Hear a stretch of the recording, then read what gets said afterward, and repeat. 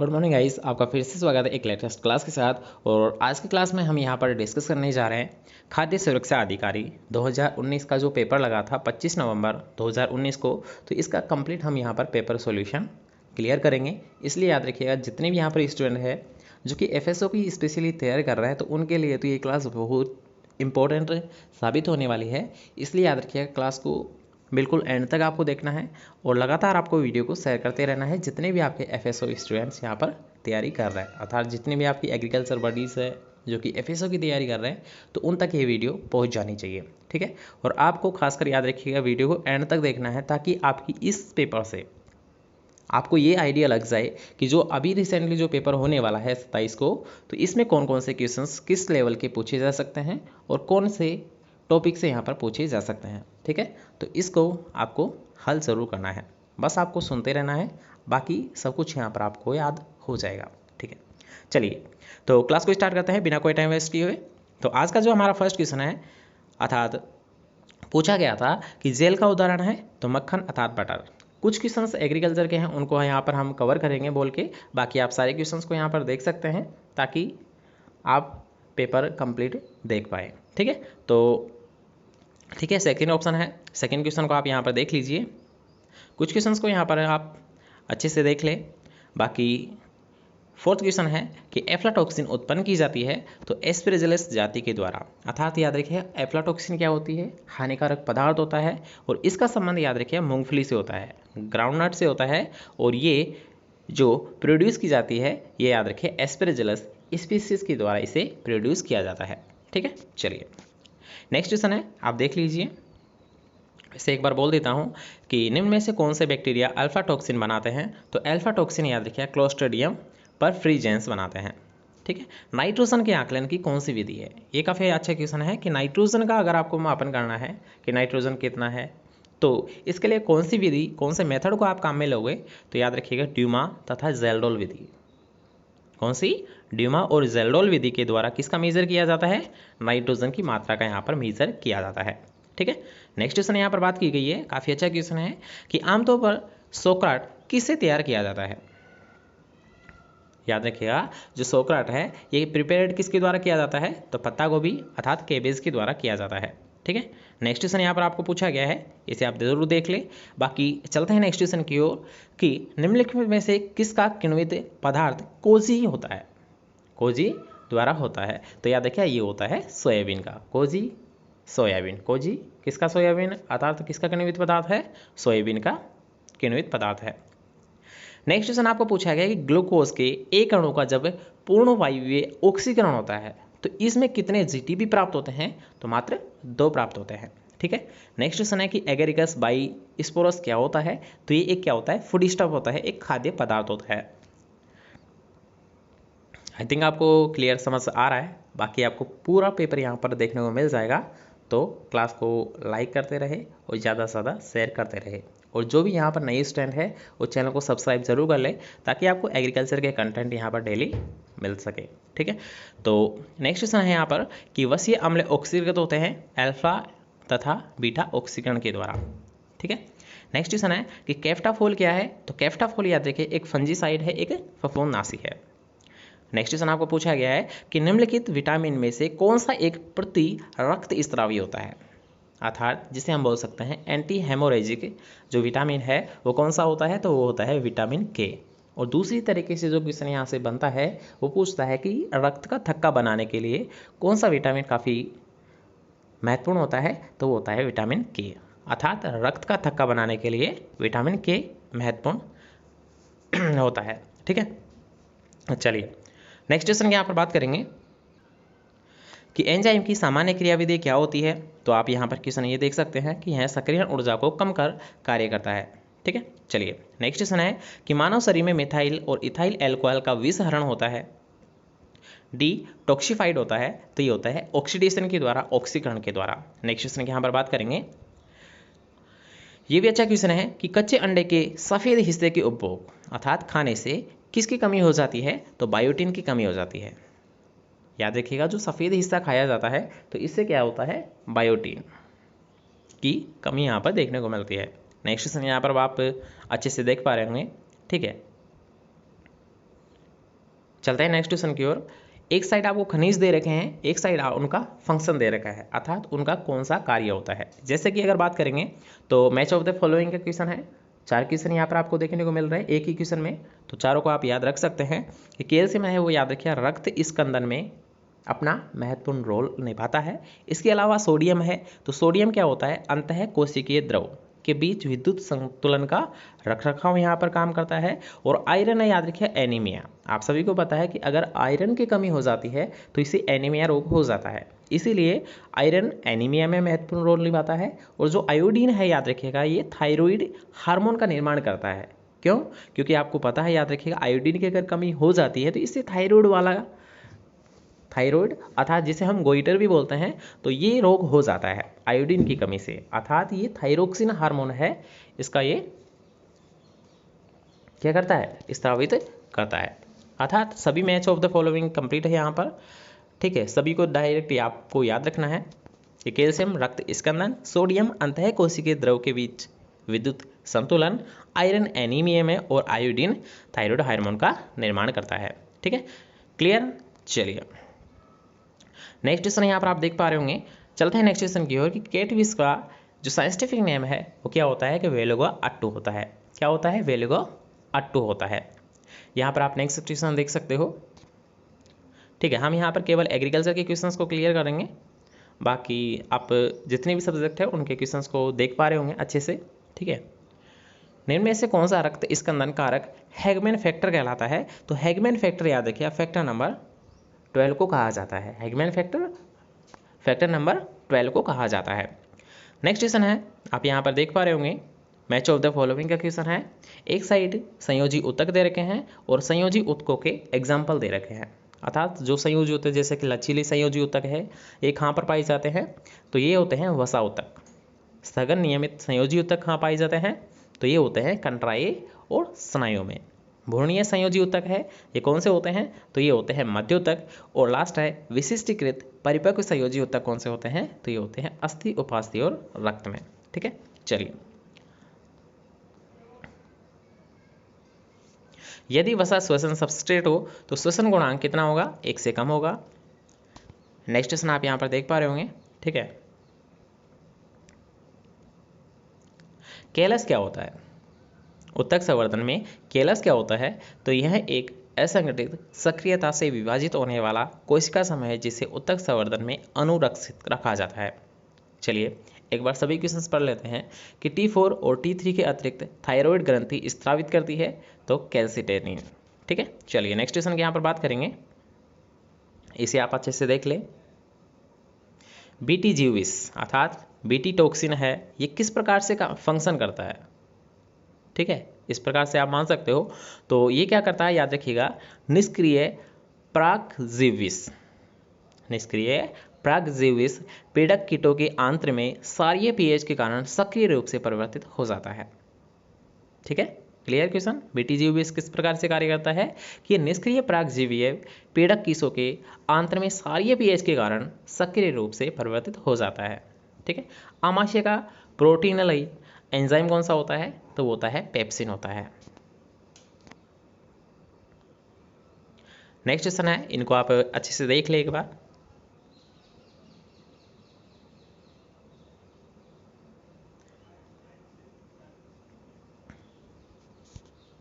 Next question है, ये माध्यक और बहुलक है। ठीक है, इनको निकाल लेना अच्छे से आप, और वैल्यू यहाँ पर आपको आंसर दिखाई दे रहा है। ठीक है, इसे भी आप अच्छे से देख ले। ऐसे क्वेश्चंस को आप एक बार सोल्व करके ज़रूर देखें।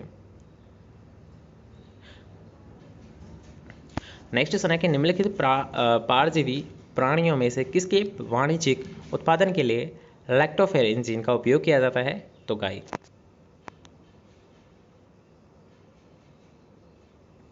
मांग और मूल्य के बीच कौन सा संबंध होता है, अर्थात डिमांड और प्राइस के बीच याद रखिए नेगेटिव कोरिलेशन होता है, ऋणात्मक सह संबंध पाया जाता है।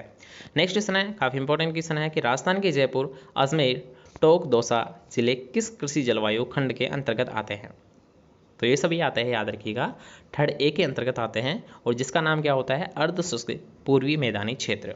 दोबारा से देख लीजिए, अजमेर, टोंक, दौसा और जयपुर, ये सभी किस में आते हैं? याद रखिएगा थर्ड ए ऑप्शन में आते हैं, जिसका नाम होता है अर्ध शुष्क पूर्वी मैदानी क्षेत्र। ओके, क्लियर रहेगा। थर्ड ए में जयपुर, टोंक, अजमेर और दौसा आता है। नेक्स्ट क्वेश्चन है कि कृषि वानिकी पद्धति जिसमें कृषि और वानिकी फसलें सम्मिलित होती है, तो ऐसा सिस्टम क्या कहलाता है? अर्थात जिसमें एग्रीकल्चर और फॉरेस्ट क्रॉप होती है, तो आप सभी को पता है एग्रीकल्चर है तो कृषि और फॉरेस्ट की फसल है तो वन वृक्ष, अर्थात इसको सम्मिलित रूप से हम बोलेंगे एग्री सिल्वीकल्चर सिस्टम। क्या बोलेंगे इसे हम? कृषि वन वृक्ष पद्धति या फिर एग्री सिल्वी कल्चर सिस्टम, इसे हम बोलेंगे। ठीक है, नाम सही स्पष्ट हो रहा है। नेक्स्ट क्वेश्चन है कि निम्न में से मूंगफली की झुमका प्रकार की किस्म कौन सी है? तो वो होती है, याद रखिए, गिरनार 2। नेक्स्ट क्वेश्चन आप देख सकते हो, स्टैंडर्ड डेविएशन का यहाँ पर फॉर्मूला पूछा गया है, आप एक बार देख ले। तब तक नेक्स्ट क्वेश्चन की यहाँ पर बात करेंगे कि आम में स्पंजी उत्तक से संवेदनशील किस्म कौन सी होती है? तो वो होती है, याद रखिएगा, स्पंजी उत्तक, अर्थात सबसे ज़्यादा जो ससेप्टेबल होती है, सबसे ज़्यादा जिस वेराइटी में ये रोग देखने को मिलता है तो वो होती है अल्फांजो। स्पंजी उत्तक की जो सबसे ज़्यादा प्रॉब्लम होती है वो अल्फांजो वेराइटी में यहाँ पर देखने को मिलती है। नेक्स्ट क्वेश्चन है कि निम्नलिखित में से प्याज की कौन सी किस्म सफ़ेद रंग के कंदों का उत्पादन देती है? तो भीमा सुब्रा सफ़ेद रंग के कंद देती है, अर्थात सफ़ेद रंग के प्याज यहाँ पर देती है, तो भीमा सुब्रा। नेक्स्ट क्वेश्चन है कि अर्का रक्षक है, काफ़ी इंपॉर्टेंट वेराइटी है। अर्का रक्षक है, याद रखिए, ये टमाटर की वेराइटी होती है। किसकी होती है अर्का रक्षक? ये टमाटर अर्थात टमाटर की वेराइटी होती है। नेक्स्ट क्वेश्चन है डाटा से संबंधित है, तो डाटा की क्वेश्चन आप याद ना रखें, बाकी करंट डाटा आपको ध्यान रखना है। ये ओल्ड डाटा है तो इसे आप छोड़ सकते हैं। नेक्स्ट क्वेश्चन है कि पंतरागिनी किसकी किस्म होती है? तो पंतरागिनी याद रखिएगा यहाँ पर फेनुग्रीक अर्थात मेथी की वैरायटी होती है। सरसों के संबंध में परजीवी खरपतवार कौन सा होता है? तो याद रखिए ये टोटल रूट पैरासाइट होता है। सरसों में कौन सा लगता है? ओरोबंकी लगता है। सरसों मान लीजिए या फिर तंबाकू आपसे पूछा जा सकता है, दोनों ही काफ़ी इंपॉर्टेंट क्वेश्चन बनते हैं। सरसों और तंबाकू में कौन सा परजीवी खरपतवार होता है? तो वो होता है ओरोबंकी, जो कि एक रूट पैरासाइट होते हैं, अर्थात पूर्ण जड़ परजीवी खरपतवार होता है। ठीक है, चलिए नेक्स्ट क्वेश्चन की यहाँ पर बात करेंगे। नेक्स्ट क्वेश्चन है डाटा से संबंधित है, ओल्ड डाटा है, छोड़ सकते हैं। नेक्स्ट क्वेश्चन है कि भारत में दूध का सर्वाधिक उपयोग किसके लिए किया जाता है? तो याद रखिए लिक्विड मिल्क के रूप में, अर्थात इसका जो सबसे ज़्यादा कंजप्शन किया जाता है, उपभोग किया जाता है, ये पीने अर्थात तरल दूध के रूप में किया जाता है। नेक्स्ट क्वेश्चन है कि गाय की गर्भावधि कितने दिन का होता है? तो आप सभी को पता है कि 280 से 285 ऑन एन एवरेज, बाकी 221 से 81 से 82 दिन यहाँ पर माना जाता है। बाकी याद रखिएगा, आपको ध्यान रखना चाहिए, गाय के अलावा भी आप सभी को पता होना चाहिए। नेक्स्ट क्वेश्चन है कि नवजात बछड़े को खीस पिलाने की दर कितनी होती है? तो याद रखिए उसका बॉडी वेट का कितना परसेंट हिस्सा? 10% हिस्सा खीस उसे पिला देना चाहिए, शारीरिक भार का 10वां% हिस्सा। कई बार क्वेश्चन ये पूछा गया है। नेक्स्ट क्वेश्चन है कि साधारणतः मक्खन को किस में पैक किया जाता है? तो याद रखिए पार्चमेंट पेपर में, पीवीपी अर्थात पार्चमेंट पेपर में इसे पैक किया जाता है। नेक्स्ट क्वेश्चन यहाँ पर आपको पूछा गया है रक्त स्रावी सेप्टिसीमिया का जो पॉजिटिव एजेंट होता है अर्थात प्रेरक कारक होता है वो कौन सा होता है? तो पास्चुरेला माल्टोसिडा। क्या होता है रक्त स्रावी सेप्टिसीमिया का प्रेरक कारक? तो पेसुरेला माल्टोसिडा। ठीक है, नेक्स्ट क्वेश्चन यहाँ पर आपको पूछा गया कि इसबगोल में वजन के अनुसार अगर बात की जाए भूसी और बीज का अनुपात कितना रखा जाता है? तो याद रखिएगा वजन के आधार पर, वजन भूसी का तो कम होगा, आप सभी को पता है। ठीक है, हल्की होती है तो 25 और बीज का अनुपात 75, या फिर उल्टा है? चलिए बताइए, 75-25 होगा या 25-75 होगा? ठीक है, चलिए क्वेश्चन क्लियर होता है। नेक्स्ट क्वेश्चन के यहाँ पर बात करेंगे इसबगोल अर्थात प्लांटेगो ओविटा। नेक्स्ट क्वेश्चन आप यहाँ पर देख ले कि उपभोक्ताओं के स्वास्थ्य पर लाभकारी प्रभाव डालने वाले जीवाणु को क्या कहते हैं? तो उसे कहते हैं प्रोबायोटिक्स। नेक्स्ट क्वेश्चन है अर्थात फसाई, जिसे हम बोल देते हैं food safety and standard authority of India. Food safety and standards authority of India अर्थात खाद्य सुरक्षा और मानक अधिनियम भारत का अधिनियम संसद में जारी करने का वर्ष तथा लागू करने का वर्ष कौन सा है? फसाई एक तो याद रखिएगा, इसको जारी कब किया गया था और पूर्ण रूप से इसे इम्प्लीमेंटेड अर्थात इसे लागू कब किया गया था? तो ये तो बना तो था 2006 में, लेकिन इसको लागू किया गया था ये 2011 में किया गया था। क्लियर? नेक्स्ट क्वेश्चन यहाँ पर बात करेंगे, गलत तरीके से दवाई देने से होने वाले जानवरों में न्यूमोनिया को क्या कहते हैं? तो इसे कहते हैं ड्रेंचिंग न्यूमोनिया। नेक्स्ट क्वेश्चन है कि फल भंडारण में निम्न में से किसका उपयोग इथाइलिन मार्जक के रूप में किया जाता है? तो पोटेशियम परमैंगनेट का। इथाइलिन मार्जक के रूप में पोटेशियम परमैंगनेट का यहाँ पर प्रयोग किया जाता है। नेक्स्ट क्वेश्चन है कि भारतीय खाद्य संरक्षा एवं मानक अधिनियम 2006 में कितनी धाराएं थी? तो 101 धाराएं थी। नेक्स्ट क्वेश्चन यहाँ पर बात करेंगे कि जो व्हिपिंग क्रीम होती है, याद रखिएगा, व्हिपिंग क्रीम अर्थात कसाघात क्रीम में वसा की मात्रा कितनी होती है? तो 30 से 40% होती है। व्हिपिंग क्रीम में कितनी वसा होती है? 30 से 40% होती है। नेक्स्ट क्वेश्चन है कि भोजन में परीक्षण हेतु कौन सा रसायन सर्वाधिक मिलाया जाता है? तो सोडियम बेंजोएट अर्थात बेंजोइक अम्ल का यहाँ पर प्रयोग किया जाता है सबसे ज़्यादा संरक्षण के लिए अथवा परीक्षण के रूप में सोडियम बेंजोएट या बेंजोइक अम्ल का प्रयोग किया जाता है। नेक्स्ट क्वेश्चन के यहाँ पर बात करेंगे, तय मानकों के आधार पर फल मानक में कम से कम कितने फलों का रस या गुद्दा होना चाहिए, कितने %? ठीक है, तो याद रखिएगा फल मानक मतलब स्क्वेस, स्क्वेस में कितना फ्रूट जूस, कितना % फ्रूट जूस या पल्प होना चाहिए? तो 20 से 30% हिस्सा होना चाहिए। रस या गुदा कितना होना चाहिए? 20 से 30% होना चाहिए। ठीक है, डाटा से संबंधित है, क्वेश्चन को आप एक बार ज़रूर देख लें। बाकी चलते हैं नेक्स्ट क्वेश्चन की ओर कि लाल अम्लीय फलों के डिब्बाबंदी के लिए प्रयुक्त डिब्बों का प्रकार क्या होता है? तो आर इनेबल। लाल अम्लीय फलों के लिए आर इनेबल डिब्बे काम में लिए जाते हैं।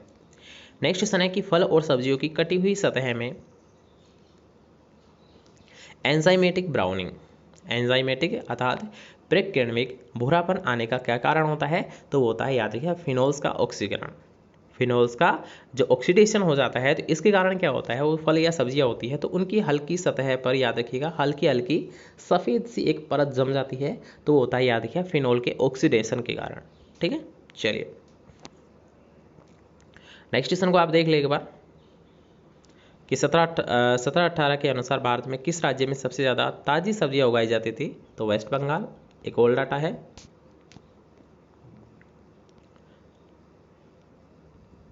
नेक्स्ट क्वेश्चन है कि निम्न में से कौन सा एक क्लाइमेट्रिक फल है जो 16 से 26 डिग्री सेंटीग्रेड तथा मिट्टी की pH 6 से 7 पर पैदा होती है? तो याद रखिए ये होता है एवोकाडो। क्या होता है? एवोकाडो या एवोकाडो। एवोकाडो क्या है? क्लाइमेट्रिक फल है। याद रखिएगा यहाँ पर क्वेश्चन बन सकता है कि एवोकाडो क्या है? एक क्लाइमेट्रिक फल होता है। ठीक है, चलिए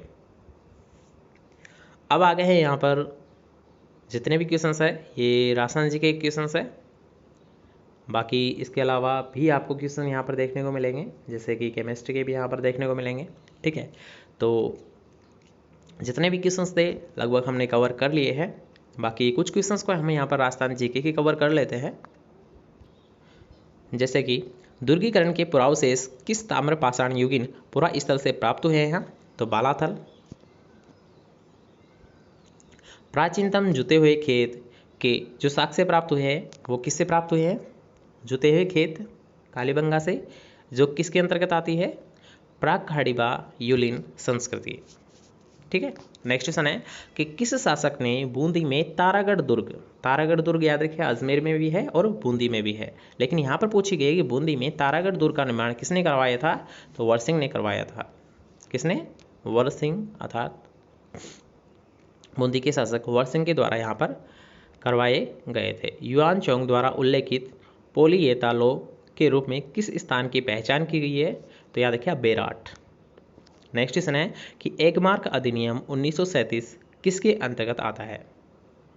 एगमार्क जो एक्ट है जो कि दिया गया था 1937 में, ये किसके अंडर काम करता है, किसके अंतर्गत आता है? तो याद रखिए ये आता है direct of marketing and inspection. Directorate of marketing and inspection, अर्थात आप बोल सकते हो विपणन एवं निरीक्षण निदेशालय के अंतर्गत एगमार्क आता है, जो कि दिया गया था 1937 में एगमार्क दिया गया था। इसकी फुल फॉर्म होती है एग्रीकल्चर मार्केटिंग। उसी से आप याद रख सकते हो कि ये किसके अंतर्गत आता है, directorate of marketing and inspection के अंतर्गत ये काम करता है।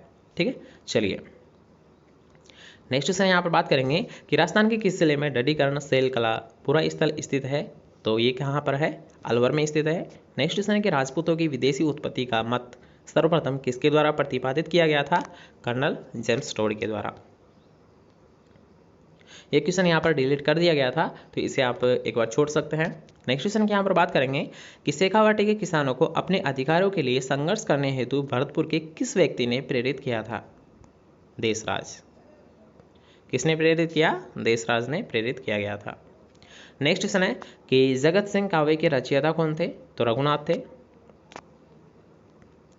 एक ही आंदोलन का प्रमुख उद्देश्य क्या था, किसानों को भारी लगान और अन्यायपूर्ण बेगार से मुक्त करवाना। एक ही आंदोलन का मुख्य उद्देश्य किसानों को भारी लगान और अन्यायपूर्ण बेगार से मुक्त करवाना था। नेक्स्ट क्वेश्चन की यहाँ पर बात करेंगे कि 1903-1911 में आयोजित दिल्ली दरबार में राजस्थान के किस शासक ने भाग नहीं लिया था, उदयपुर के महाराणा फतेह सिंह ने इनमें भाग नहीं लिया था दिल्ली दरबार में। नेक्स्ट क्वेश्चन है कि चूरू में सर्वहितकारिणी सभा की स्थापना कब और किसने की थी, तो स्वामी गोपाल सिंह ने कब की थी, 1907 में की थी।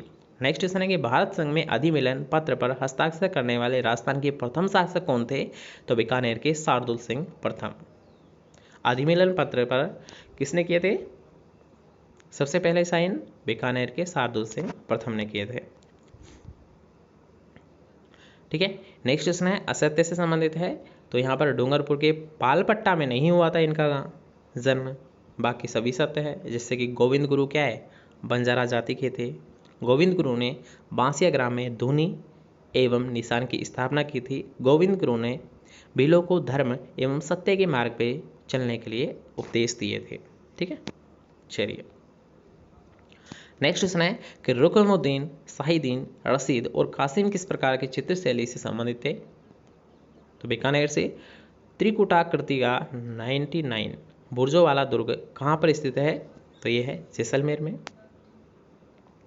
कछवाहा राजवंश की प्रथम राजधानी कहाँ थी, तो दौसा थी। स्वतंत्रता प्राप्ति के समय राजस्थान में क्षेत्रफल की दृष्टि से सबसे बड़ी रियासत कौन सी थी, तो सभी को पता है सबसे बड़ी रियासत मारवाड़ थी। नेक्स्ट क्वेश्चन है कि स्वामी दयानंद द्वारा किस वर्ष में उदयपुर में एक सामाजिक संस्था कौन सी, परोपकारिणी सभा की स्थापना की गई थी। डायरेक्ट याद रखिएगा, परोपकारिणी सभा की स्थापना स्वामी दयानंद सरस्वती के द्वारा की गई थी। और कब की गई थी, 1883 में इसकी स्थापना की गई थी। नेक्स्ट क्वेश्चन के यहाँ पर पूछा गया है कि किस लेख देवता की पत्नी सती नहीं हुई थी, तो हड़बुजी की जो पत्नी है वो सती नहीं हुई थी। हड़बुजी की पत्नी सती नहीं हुई थी। चित्तौड़गढ़ का कुंभ स्वामी मंदिर किस देवता को समर्पित है, तो कुंभ स्वामी मंदिर है, याद रखिए ये भगवान विष्णु को समर्पित है। कुंभ स्वामी मंदिर है जो कि चित्तौड़गढ़ में है, ये किसको समर्पित है, भगवान विष्णु को ये समर्पित है। मेवाड़ी भाषा में योग सूत्र, भगवत गीता एवं सांख्य कारिका ग्रंथों की रचना किसने की थी, तो इसकी जो रचना है अर्थात योग सूत्र, भगवत गीता, सांख्य कारिका, इन सभी की थी चतुर सिंह ने। मौर्य युगीन बौद्ध स्तूप के पुरावशेष कहाँ से प्राप्त हुए थे, बेराट से। निम्बार्क संप्रदाय की प्रमुख पीठ कहाँ पर स्थित है, सलेमाबाद अजमेर में। निम्बार्क संप्रदाय की प्रमुख पीठ सलेमाबाद अजमेर में। धौली दूब ग्राम किस संप्रदाय से संबंधित है, तो लालदासी संप्रदाय से धौली दूब गांव संबंधित है। दामड़ा आभूषण कहाँ पर पहना जाता है, तो दामड़ा याद रखिएगा अंगुली में पहना जाता है। दामड़ा क्या है, अंगुली में पहना जाता है। नेक्स्ट क्वेश्चन है कि ख्याल के जयपुर घराने के प्रवर्तक कौन थे, तो मनरंग। जला गीत स्त्रियों द्वारा कब गाया जाता है, वर की बारात का डेरा देखने जाने पर। जला गीत वर की बारात का डेरा देखने जाने तक गाया जाता है। नेक्स्ट क्वेश्चन है, याद रखिएगा यहाँ पर मिलान वाला है अर्थात मैच ऑफ द फॉलोइंग है। आप यहाँ पर मैच कर सकते हो कि एक साइड रचनाकार है, एक साइड उनकी बुक्स है अर्थात साहित्य है। अर्थात दलपत विजय ने, याद रखिए खुमार रासों का यहाँ पर रचना की दलपत विजय ने खुमान रासो दी। नरपति नालह के द्वारा यहाँ पर बिसलदेव रासो। नरपति लाल है जोधराज की कौन सी पुस्तक थी? जोधराज की कौन सी पुस्तक थी? हम्मीर रासो। और नल सिंह की विजयपाल रासो। ठीक है, ऑप्शन यहाँ पर आप देख पा रहे होंगे। आवा का कामेश्वर मंदिर किस काल की कला का प्रतिनिधित्व करता है? तो गुज्जर प्रतिहारक कालीन का। नेक्स्ट प्रश्न है कि कौन सा सर्वोच्च शिखर है? ऑप्शंस के अकॉर्डिंग यहाँ पर बात करेंगे तो ऑप्शंस के अकॉर्डिंग तारागढ़। राजस्थान में अरावली का कौन सा भाग सर्वाधिक वर्षा प्राप्त करता है? दक्षिणी। निम्न में से कौन सा राजस्थान का कौन सा कृषि जलवायु प्रदेश सर्वाधिक वर्षा प्राप्त करता है? तो याद रखिए सबसे ज़्यादा जो वर्षा प्राप्त करता है वो 4th B एवं 5 है। डाटा से संबंधित क्वेश्चन है नेक्स्ट, आप देख पा रहे होंगे यहाँ पर ऑल डाटा है, आप छोड़ भी सकते हो।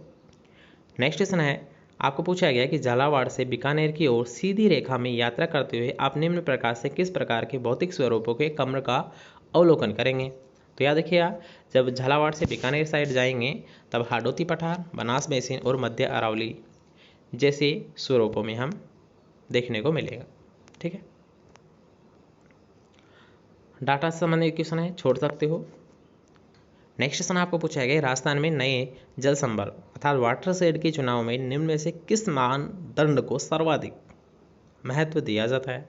तो याद रखिएगा वाटर शेड वहाँ पर बनानी चाहिए, ऐसे क्षेत्रों में बनाने चाहिए जहाँ पर पेयजल की विकट समस्या हो अर्थात पीने का भी पानी नहीं हो, वहाँ पर वाटर शेड बनाने चाहिए।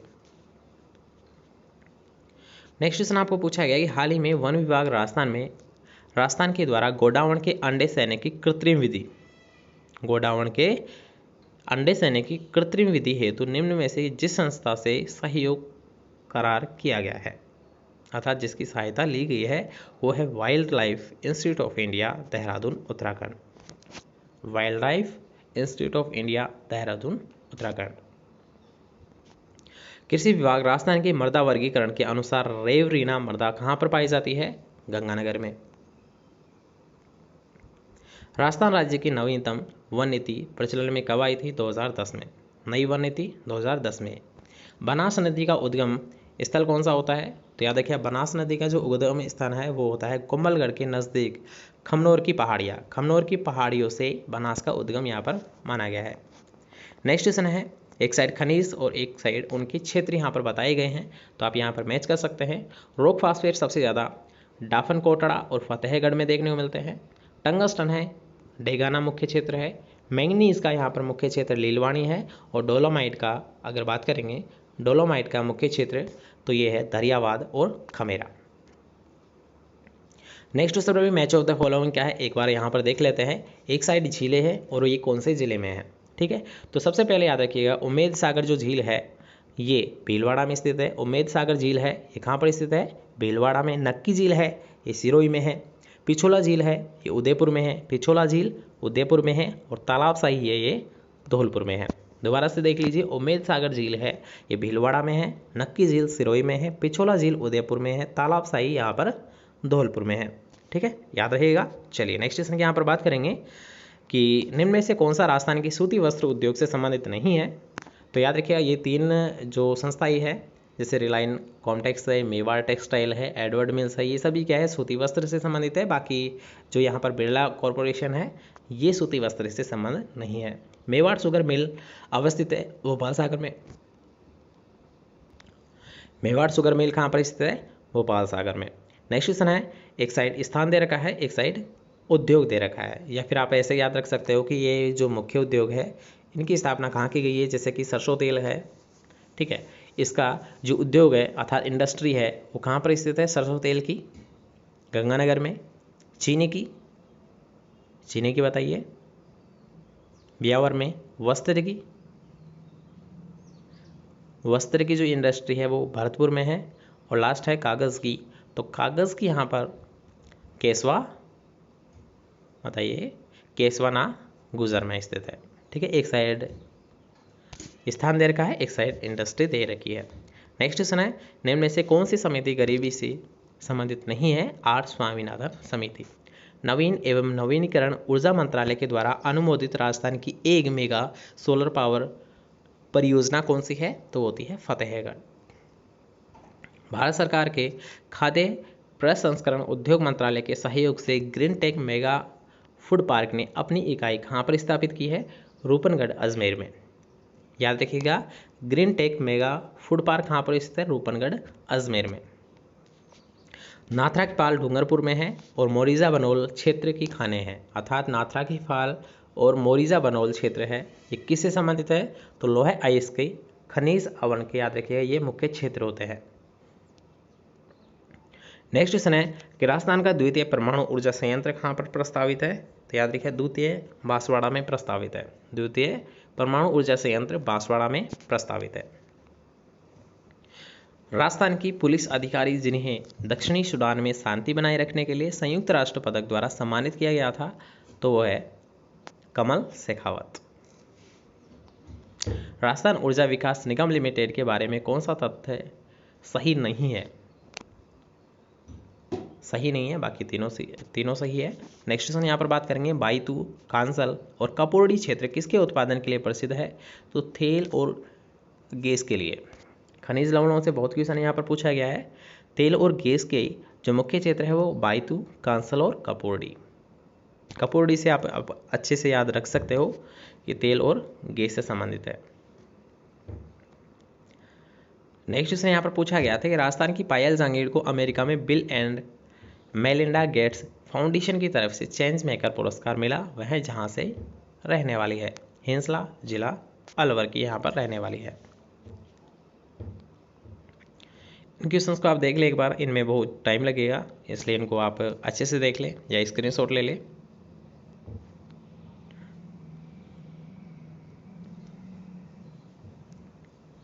यहाँ पर आप देख पा रहे होंगे, याद रखिएगा, सबसे ज़्यादा तांबा के सर्वाधिक क्षेत्र कहाँ पर है? इस टाइप के क्वेश्चन बहुत सारे पूछे गए हैं, तो इनका आपको विशेष तौर पर ध्यान रखना है। जैसे कि यहाँ पर दे रखा है, तांबा का सर्वाधिक मात्रा में पाया जाता है मदन, कुदान, झुंझुनू में। आबू पर्वत क्षेत्र मुख्यतः निर्मित होते हैं तो ग्रेनाइट से। राजस्थान हाईकोर्ट के पूर्व मुख्य न्यायाधीश जो अभी हाल ही में सुप्रीम कोर्ट के न्यायाधीश नियुक्त हुए हैं, श्रीपति आर भट्ट। अब एक साइड आपको याद रखें खनिज दे रखे हैं, एक साइड जिले दे रखे हैं। याद रख सकते हो यहाँ पर कि खनिजों से लगभग यहाँ पर 5 से 6 क्वेश्चन पूछे जा चुके हैं।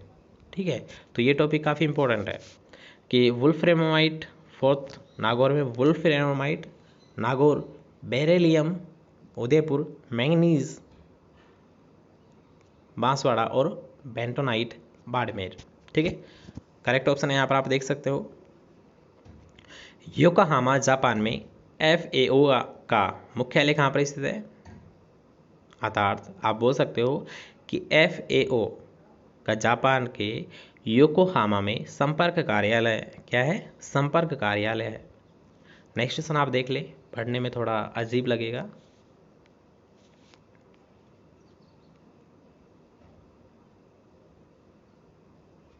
सभी क्वेश्चंस को एक बार आप देख ले अच्छे से।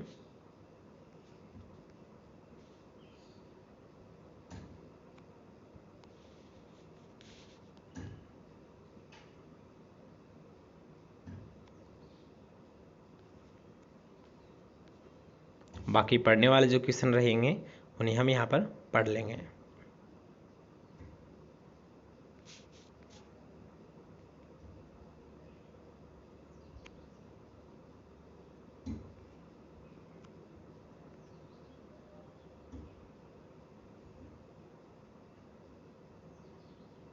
एक क्वेश्चन यहाँ पर याद रखिए कि विश्व हॉलमार्क के भारतीय मानक के रूप में जिनके लिए उपयोग में लिया जाता है, BIS हॉलमार्क होते हैं, उनका भारतीय मानक के रूप में किसके लिए उपयोग किया जाता है? तो याद रखिए गोल्ड और सिल्वर प्रोडक्ट्स के लिए।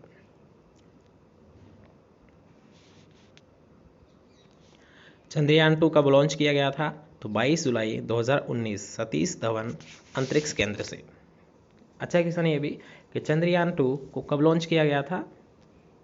22 जुलाई 2019 सतीश धवन अंतरिक्ष केंद्र से। दूध का pH क्या होता है? 6.8। एसिडिक अम्ल का pKa वैल्यू कितनी होती है? तो ये होती है, याद रखिए, 4.76। दूध का पीएच लगभग न्यूट्रल अर्थात 6.8। इस प्रकार के क्वेश्चंस को आप एक बार अच्छे से देख ले।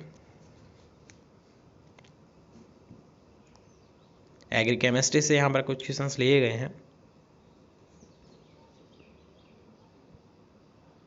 CIF3 की आणविक ज्यामिति कौन सी होती है? जियोमेट्री का जो आकार होता है वो किस प्रकार का होता है? टी शेप में होता है।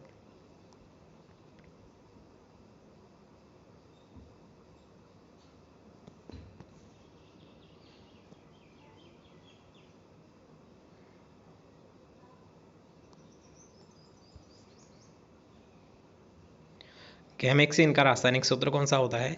C6H6Cl6। ये क्वेश्चन यहाँ पर याद रखिए, नेम रिएक्शन से पूछा गया है, तो नेम रिएक्शन आपको एक बार ज़रूर देख के जाना है। गैमेक्सिन का रासायनिक सूत्र C6H6 और Cl6।